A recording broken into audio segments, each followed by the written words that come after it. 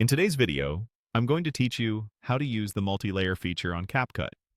By the end, you'll know how to stack clips, place them on separate tracks, and resize them to create clean picture-in-picture or split-screen looks, all without getting lost in the timeline. Start by opening CapCut.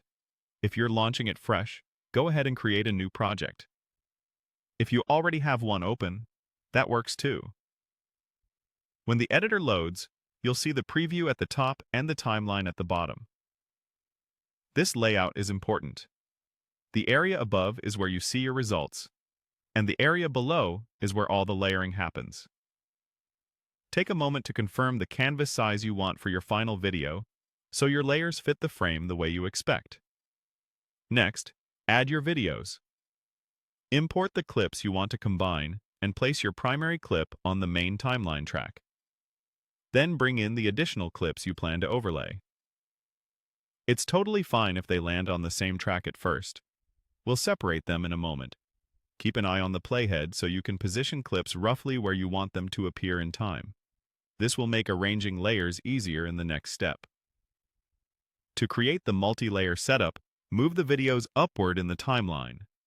Click a clip you want on top, then drag it upward until a new track appears above the main one. Drop it there. That new lane is a separate layer, and anything higher in the stack will appear in front of anything below it. Repeat this for additional clips you want layered. Align the clips so their starts and ends line up where you need them. You'll notice they snap slightly to the playhead and to each other, which helps keep everything tidy. If something looks hidden, it's likely underneath another clip. Just drag it above to bring it forward. Now resize the videos so they sit where you want in the frame. Select a clip in the preview and use the corner handles to scale it down or up. Drag inside the frame to reposition it, top right for a commentary box, side by side for a comparison, or anywhere that suits your design. Watch the on-screen guides that appear.